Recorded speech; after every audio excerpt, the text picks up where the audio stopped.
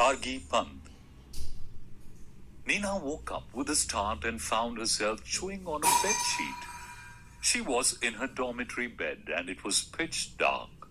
A grumbling stomach reminded her of how terribly hungry she was.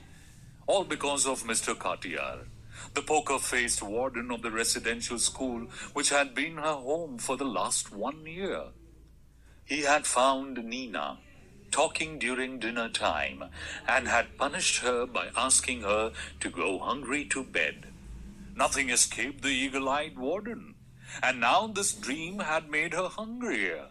Nina paced up and down her dormitory in desperation. She looked enviously at roommates peacefully asleep with their stomachs full. Suddenly, Nina remembered a box of cookies that her mother had sent. It was safe in her locker. She had been hiding it for an emergency. Clearly, this was an emergency.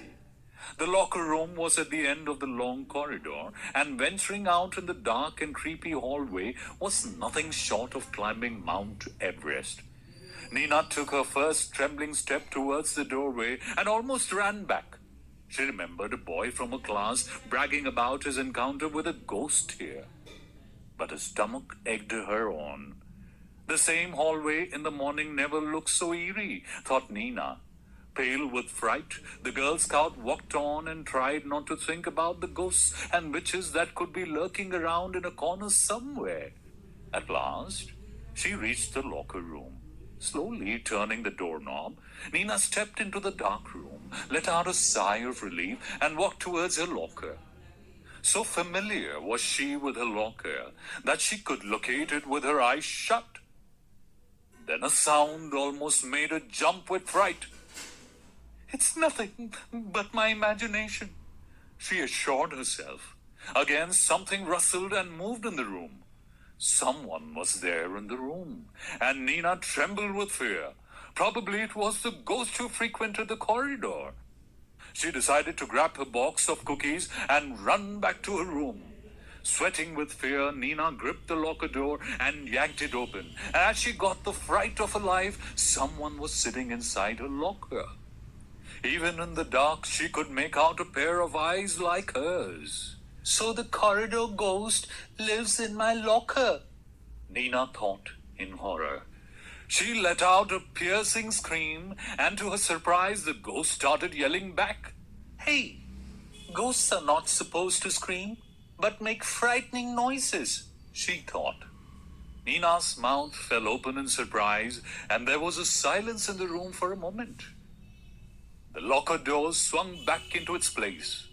Before she could think of anything, the door burst open and a swarm of students and teachers flooded the room.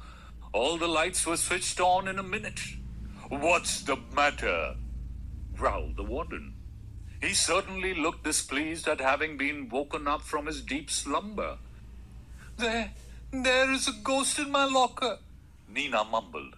At the mention of the word ghost, half the students stepped back. Only the brave ones remained to witness the historic event. "There is no such thing as ghost in this world," said Mr. Katiyar, looking more furious than ever. As everyone waited with bated breath, he took a hesitant step towards the locker and yanked open the door. The ghost looked familiar. It was Rajan, Nina's classmate, sitting inside the spacious locker, a box of cookies clutched in his arms. He was shaking with fear. "He can't speak. His mouth is full of cookies," said one of the students helpfully. Nina suddenly remembered that Rajan, too, had been given the no-dinner punishment that evening for reaching the dining hall late.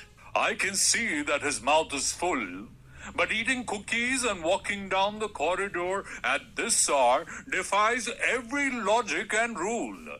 And as a punishment, both Nina and Rajan will stay away from breakfast tomorrow morning," roared Mr. Katiyar. "Hold on for a minute, Mr. Katiyar." It was Mrs. Verma, a teacher. "Do you realize that keeping children hungry for their mistakes leads them to do such things? A day begun without breakfast would make them more desperate. They might try to force some more lockers open, even yours." She had a better idea. Why don't we ask Rajan to make everyone's bed for filching the cookies? And Nina can serve food to everyone at the breakfast because she got out of her room at night. That would solve your purpose, would it not? She asked, looking at the warden.